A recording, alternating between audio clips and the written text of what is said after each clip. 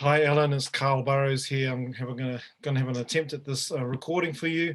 It's based on one we did for Microsoft a few months ago. I've been working at it in the last couple of days, trying to get it a bit tighter and a bit more interesting.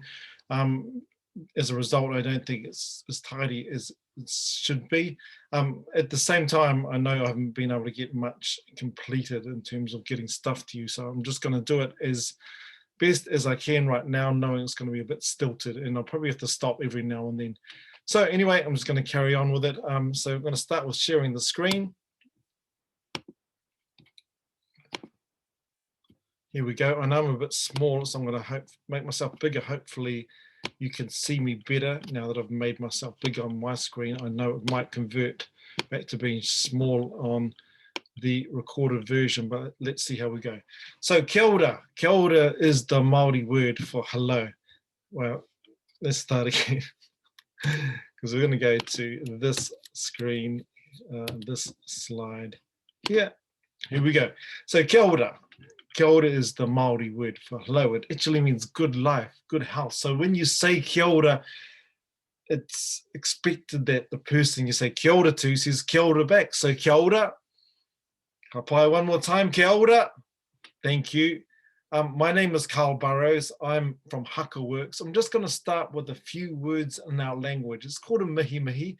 It's to acknowledge you all. It's to acknowledge the reason why we've come together. And it's kind of ritualistic in form, just as a way to get us in the right frame of mind. When I'm done, I'll explain a little bit to you about what it means. So tēnā koutou katoa, kua hui hui mai nei tēnei rā. Ko tai mai, he runga te karanga o te rā, i te kaupapa o te pō. Nō reira, ko tēnei mea, ko te rangatiratanga o tātou nei tupuna i tuku. Nō reira, ka huri ki a rātou. Ngā mate o te wā, haere, haere, haere atu rā. Rātou ki a rātou, tātou ki a tātou. Tēnā koutou, tēnā koutou, tēnā koutou katoa. As I said before, it's an acknowledgement of you all here today. And I'm just going to explain the last phrase, and it's tēnā koutou, and that just simply means literally, that is you. But in acknowledging you here in the present, and acknowledging that you're here now, we also remember that you come from somewhere, that you come from someone. And we start this process of binding each other together, connecting with each other in the present as well as the past. If we were in New Zealand, we would probably hongi, which is the pressing of the two noses. Obviously we can't because it's online, but also because of COVID restrictions as well. But I'm here in New Zealand right now and have the privilege of being able to hongi, to greet people in the same way as our elders here in this picture are doing. So Haka Works started off as a Haka group, and we called it Manaya in London. And we've been performing for over 17 years, but right at the beginning, one of our corporate gigs, one of the clients came up to us and said, hey, we love watching you haka, but what we want is to feel what you feel when you haka together. So from this, we started Haka Works, and it's about bringing energy to events. It's about building teams, connecting people to each other, connecting people to values, utilizing tools from our Māori culture. Of course, since COVID, we've had to take everything online, but it actually gives us the chance to get around to many other places around the world. And also there's a sense of intimacy about being online, which we're happy to be a part of. So this program today, we're going to be looking at pepeha. It's the way we introduce ourselves, but it's about identity and diversity and inclusion. We've got a program, a talk, rangatira, the psychology of haka, looking at values in haka and how they apply to leadership. And also we're going to do a haka workshop, but in this particular case, we won't be. So before we carry on, just a little bit about who we are, where we come from. So my father is English. Well, he's from Belgium actually, but his father's English. And my grandparents met during the war, and they came to New Zealand in the 50s, I think it was. And my father met my mother there, My mother's a Maori New Zealander. So Maori are the indigenous people of New Zealand, and our Polynesian ancestors left mainland Asia about 4,000 years ago. And it was on these double-hulled ocean-going waka, similar to the ones you may have seen in the movie Moana. They've got sails, they're sailing boats. They went out into the huge expanse of the Pacific Island on these waka, discovered the island, settled them. So you had Hawaii in the north, Tonga, Fiji, Samoa, the Cook Islands, Tokelau, Niue, Rapa Nui, Tahiti. Rapa Nui is by South America. There's DNA evidence that they went to Colombia in South America as well, and they're descendants of those people within the gene pool. About 1,000 years ago was Hine Te Aparangi. She was on lookout on the waka. The name of the waka is Ngā Toki Mata Whaorua. Don't expect you to remember that, but I love saying it. She was on lookout, and she was looking out across the horizon, and she saw in the distance this band of cloud and she knew from the way it came up out of the water that underneath there was land. And she cried, "He ao, he ao, he Aotearoa, Aotearoa," meaning the land of the long white cloud, otherwise known today as New Zealand. So our people settled on the land in tribes. Europeans have since, of course, come and colonized New Zealand. Other people from around the world now call New Zealand their home. I'm going to skip this one because I'm not going to talk about it. I'm going to go straight into pepeha, rituals of identity, diversity and inclusion. So pepeha is a way that we introduce ourselves and in Māori environments. So this picture here is of a Māori meeting house. If I was invited to this meeting house for a meeting, perhaps, there may be an opportunity for me to introduce myself. And the way that we do it, there's quite a structured way of doing it, but it's a shortcut, I suppose, for telling stories about who we are, the connection we have to place, and the connection we have to people. So what I'm going to do is I'm going to share with you my pepeha as I introduce myself, and then we're going to get you to compile something similar yourself, which connects you to who you are, where you come from, your family, your people, your ancestors. So for me, ko taranaki te maunga, ko waitara te awa, maru wharanui te tangata ko Ngāti Maru te iwi, ko Karl Burrows tuku ingoa. So just to explain, I said my mountain is Taranaki, and then this is a picture here of my mountain. You can see our mountain in the background. Perhaps you've seen this mountain before. It's quite beautiful in terms of its shape. We call our mountain Koro, which means our grandfather, and it's something that's quite dominant on the landscape. Everywhere we go, our mountain is there protecting us. We feel protected by our mountain. I said my river is Waitara. This is the river here. The river makes its way up deep into the valleys. Really important, especially to our ancestors. It was the way they moved, transported themselves up and down the rivers, visited the villages. It was the food store. You know, there was food within the rivers, and there were these monsters, these guardians of the deep that dwelt within these places, and it meant they became places of reverence and sacred. So that's our river. My ancestor is Maru Wharanui. That's the ancestor I connect with or reference. My people are Ngāti Maru, so the people of Maru Wharanui, the descendants of Maru Wharanui. And my name, I said at the end, is Karl.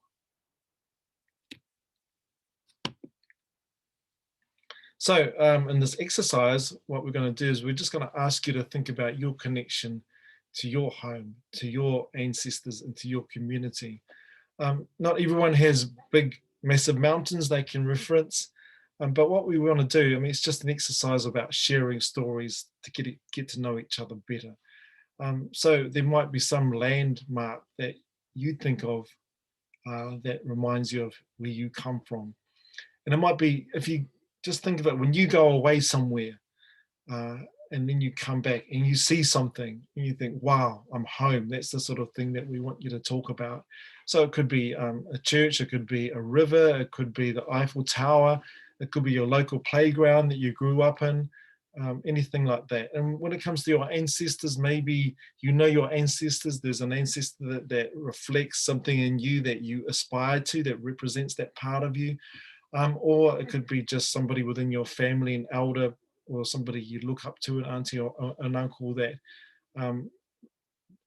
reminds you of who you are. And connection to family, who is your family? Where do they come from? How do they get to this land? And then at the end, you say your name. So 2 minutes each, you're in pairs, and we're going to ask other people, we're going to ask who would like to volunteer to share their pepaha at the end of the session. So we'll be back in 2 minutes. So, Alan, this is the part where we're just raising issues about identity, diversity, inclusion. We get people to talk about these things. Do they have any thoughts? Do they want to contribute anything following the sharing of the people sharing their own pepeha? And I'm just going to add a couple of things. This is my concluding comments at the end. What I like about this exercise is, you start off and you're referencing your mountains, and then you come down to your river, and then it's your ancestors, and then your family, and then finally it's yourself. So you're thinking about who you are in reference to these magnificent things that are around you, and there's a sense of humility in that. You feel really kind of small, but at the same time there's a sense of magnanimity as well, because of course you are your family. You're not just an individual. You are your family.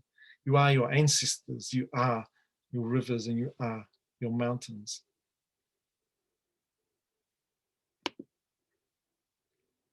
Okay, we're going to move on to our talk. The talk is the psychology of haka, and we call it a rangatira.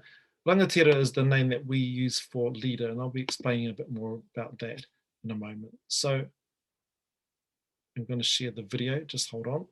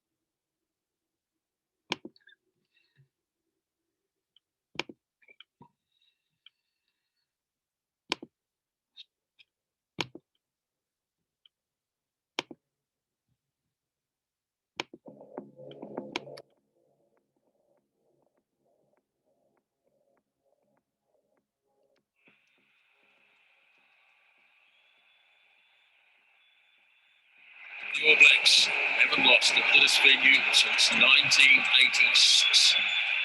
Now the challenge of the haka.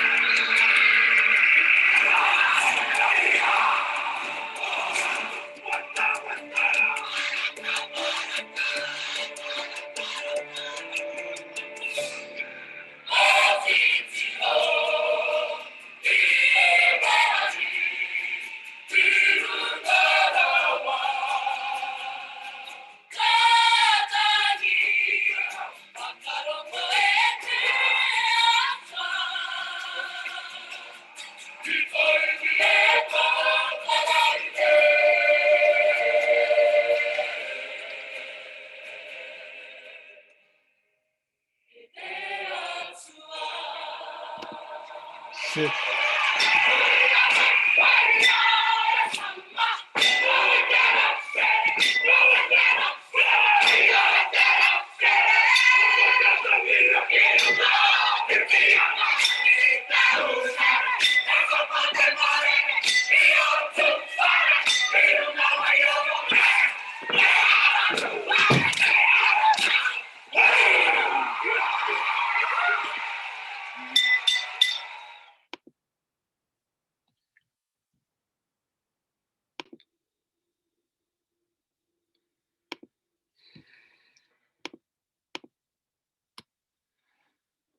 Hi, I'm back again.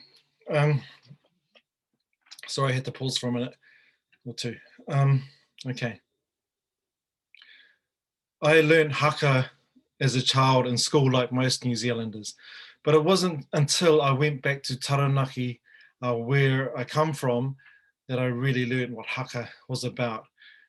When we were back at home, we learned haka in its broader sense. So not just the haka that the All Blacks do. Haka encompasses a much broader aspect of our performing arts. Right. Bloody hell.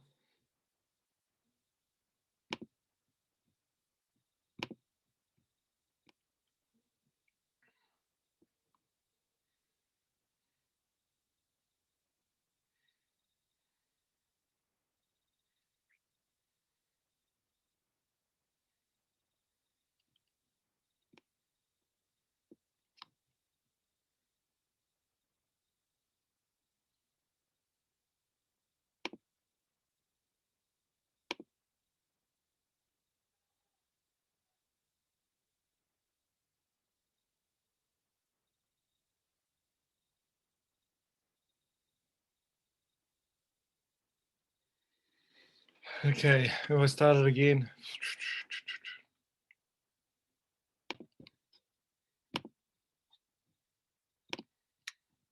Hi, Alan. I'm sorry. I've just got to. This is all the stuff that I've just rewritten, so it's really hard for me to retain it in my brain unless I look at my notes. So I'm just pulling up my notes. Here we go. There's me. These are my notes. I learned haka as a child, like many New Zealanders, at school, but it wasn't until I went back to my tribal home in Taranaki that I got to understand what haka was really about. And it's about culture and community. It's singing songs, it's collective movement, it's language, it's storytelling, it's martial arts, it's speech making, it's theatre. And it's the haka taparahi, the vigorous posture dance that people know today. The words to these songs in the haka tell us a story, and they talk to us about who we are, where we're from. They tell feats of our ancestors and the stories that were upon the land. So these words, the movement, they weave us together like a basket, and the bonds of our community become seemingly unbreakable. We would perform haka to welcome guests in competitions at the bi-yearly annual national event, national haka competitions, at weddings, at funerals, or just to entertain and enjoy ourselves. But whatever the occasion, it's about our people, our community, standing strong together, saying with all our heart and spirit, this is who we are. So the word haka actually just means to dance. But if you break down this word, you'll find the essence. Ha is the breath of life or the spirit of life, and ka is to ignite, to fire up, to spark up. So haka, to fire up the breath, to ignite the spirit.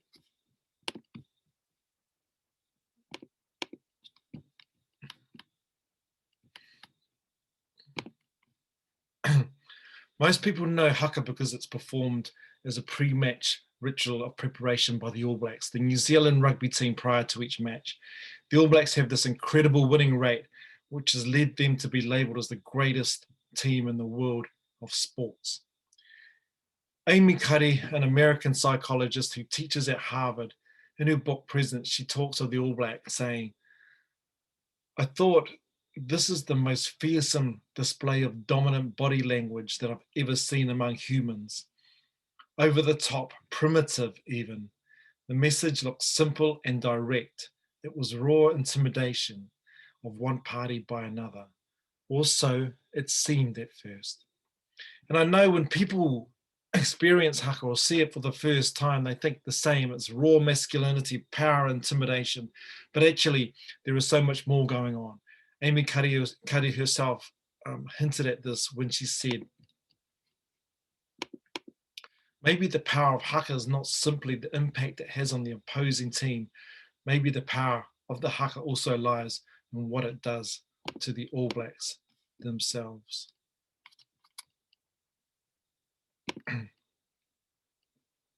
So what does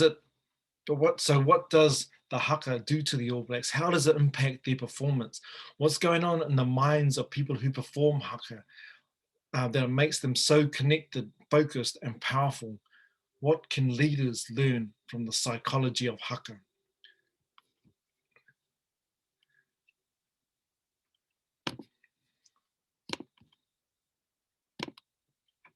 When we do pepeha, the way we introduced ourselves at the beginning, it reminds us of who we are.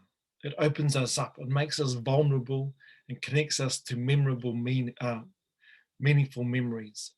A time when our sense of self was being defined. When we're in touch with our authentic selves and not afraid of who we really are, we can say, this is who I am. This is what I believe in. We can lead with authenticity. However, we are not often in the state. We live our lives seemingly trying to meet the expectations of others. In social groups, whether it's work, family, or social gatherings, there is a part of our personality that we push forward, and there's a part which we hide behind the curtain. And we do this to facilitate relationships, reduce conflict and discomfort. We exchange pleasantries and we seek to please. It's a natural thing to do. At a psychological level, we do this because we need to be accepted by others. We are group animals, for there is no greater fear than the fear of being rejected by your group. It's something that is deeply embedded in our psyche because in the past, being rejected by the group, your tribe or family meant real death in a social and spiritual sense, if not physical. As leaders, we need to be self-aware. Who do we come from? What do we value? When are we being amenable to the group? When is it time to take risks, be vulnerable, make decisions, and lead based on what we really value? Authentic leadership means knowing yourself, what you believe in and value, and leading according to those values. The question always is, in this difficult bind that I'm in, when there is conflict, who am I? What decision will I make which will show the world who I really am? Because authenticity is not always our natural place to go, cultures have developed rituals to get us there. Pepeha is one of those rituals. Also haka. But all cultures will have their own rituals which help us peel back the layers to connect with our real selves. Some are religious, some may involve prayer, chanting, or movement, anything which helps us forget about the pressures of the group and remind us who we really are. When we haka, we have to forget about the pressure of others. When we haka, we have our own rituals to prepare ourselves. Our speeches, our chants, our prayer, which get us where we need to be. Haka is not ignite the ego. It's not ignite the warrior. It's ignite the spirit, the authentic self. Ruia te taitea ka tū, tai kakaanake means to strip aside the bark, the outer softwood to reveal the heartwood. As our carvers knew, this was the wood that had enduring strength. It's the same for haka and it's the same for leadership. When it's time to haka or lead, strip aside the layers, be open, be vulnerable, ignite the spirit.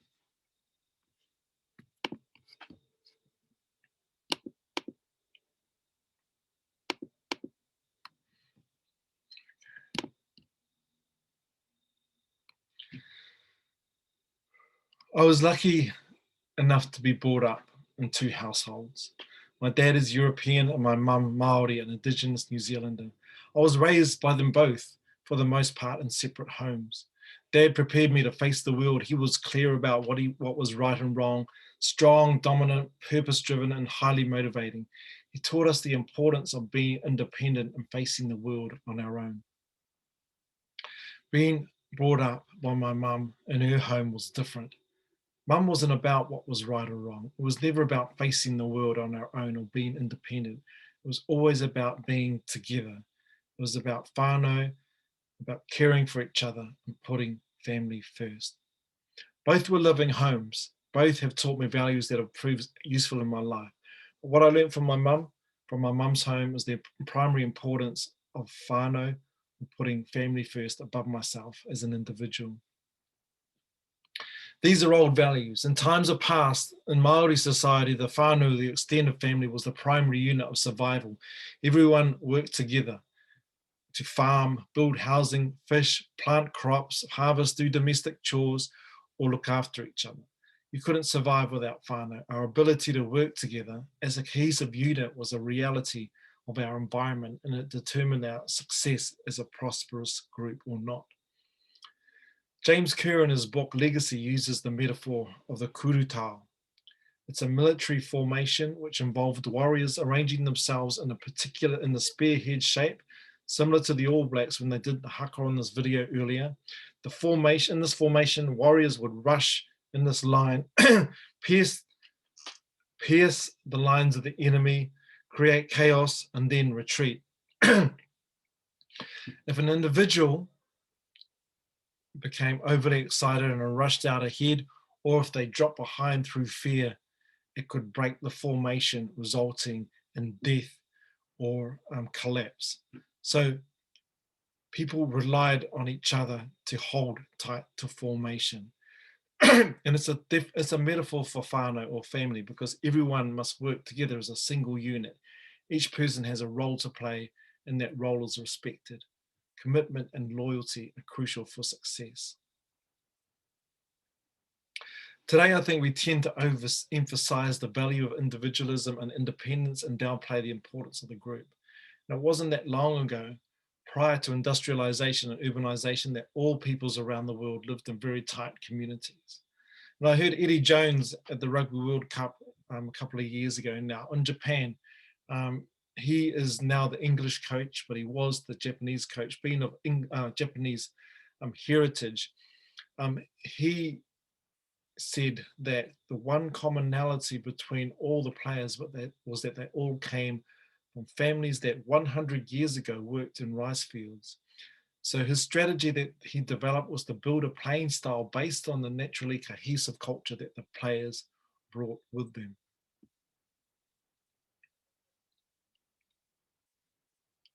As I mentioned earlier, when I lived in Taranaki, the haka we performed celebrated our ancestors and confirmed our connection to the land. Haka let us connect with each other as a whānau or a family. And you don't haka alone. You bring your whole family with you. When we haka at a funeral or wedding,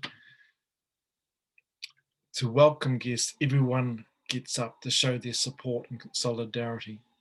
If haka means to ignite the spirit, the role of the haka leader is to share that spirit with others. And you saw the All Blacks leader at the beginning of the video, TJ, moving amongst the team, pacing the gaps between the players. He is sharing his ihi, the spark, with his team, inspiring them to dig deeper, give more, and share like this. And the spark of one becomes the fire of many. To treat everyone as whānau means to treat them all as family. To respect and care for them, show that you're putting their needs for your own as a leader. There are multiple sayings that we have in our culture. Ki te kōtahi, te kākaho ka whati, ki te kāpuia e kore whate. This talks about the reeds that are used for building and construction purposes. By themselves they will break, but bound together they will never break.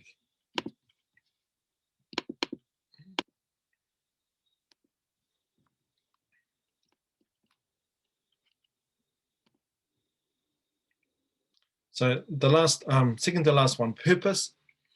When our ancestors performed haka prior to battle, it was a ritual which prepared them mentally to achieve their goal, to go into battle and to win. but there was something more, a greater purpose that motivated them. And it was this very survival of the tribe, their families, their people, the culture, knowledge, and traditions. These were the things that were at stake. So they were highly motivated and prepared to make personal sacrifices. And when they did haka, it was a ritual which simply connected them to what mattered, this purpose. With the All Blacks, it's the same. Every game is a battle. They perform haka as this ritual, prepare themselves mentally to go out. But again, there is something more, this higher purpose. And for the All Blacks, it's to honour the legacy of the great teams of the past, the legacy of winning. The idea that is captured in the All Blacks jersey is about taking this jersey and passing it down to a better place, and a better place for the future generations to carry on the tradition. When they do haka, it connects them to the teams of the past, to the ancestors, if you like. It connects them to their legacy. The word that we have for purpose, or one of the words, is kaupapa, and the root word is papa, which means earth or foundation. We also have another word which sounds, well, may seem there's a lot of foreign words, but this one's quite easy to remember because it sounds like a swear word. It's whakapapa, which means we've got the base word being papa or foundation. The prefix whaka means to layer, so it's earth upon earth, foundation upon foundation. And it's a word we use for genealogy because it's the ideas, the knowledge, the technology, and the culture that has been passed down by the ancestors and laid down as a foundation for our generation to stand on. It's our purpose in this generation to build a foundation to support the new generations to come, layer upon layer. Let's go back to haka. I talked about igniting the spirit and how the spark of the one becomes the fire of many. If there is no uniting purpose to haka, the energy easily scatters and dissipates, and the fire dies out. With a compelling purpose, the energy is channeled and can create huge team spirit, a fireball of momentum. The same is true for organizations. Jim Collins says a compelling purpose is what makes companies go from good to great. And it's not what you make, it's what you stand for. And it's for leaders to be really clear about purpose. That means understanding the foundations left by their ancestors, the values, dreams, and aspirations left by the founders, if you like. And it's building upon that foundation in a way that is relevant to now, to inspire today's teams, and something that will support and leave something that will support those to come. I think this is captured nicely in the words we have for a leader, which is rangatira. Ranga means to weave, and tira is a group with purpose. Finally, we're going to talk about mana, which is presence. I quoted Amy Cuddy at the beginning. She has done a lot of research into presence and has produced a book by the same name. It was Amy who asked whether the power of the All Blacks was not so much about its impact on the opposition, but rather it does what it does to the All Blacks themselves. And so far I've answered that by talking about how haka is being authentic. It's about being whānau or family, and it's about having a purpose which binds your community together. What I haven't spoken about is the physical aspects of haka. We're all probably aware of how our feelings or emotions can impact on how we feel. But Amy Cuddy's research was how the body could impact on how we think about ourselves and feel about ourselves. She asked, can our bodies teach us to feel powerful, confident, calm, and synchronized? Can they lead us to presence, or mana, as we would say? And what did she find? She says, our bodies speak to us. They tell us how and what to feel and even think. How you carry yourself, your facial expressions, your postures, your breathing, all clearly affect the way you think, act, and behave. So can we pose our way into presence? Her findings were a positive yes. Expansive, open posing causes you to think about yourself in a positive light. It clears your head, making space for creativity, cognitive persistence, and abstract thinking. It prepares you to be present. It overrides your instinct to fight or flee. And I think this is just another way of explaining how haka, through body, through the physicality of haka, through postures, it opens you up, especially if you're being authentic, if you're aware of how you're connected to others and treat everyone like whānau or family, and then also focused on purpose. It brings it all together. It sparks up, ignites the spark within, connects you to others, and helps you drive a huge momentum towards achieving your purpose. Nō reira, tēnā koutou, kia ora mai tātou. Thank you. Right, stop.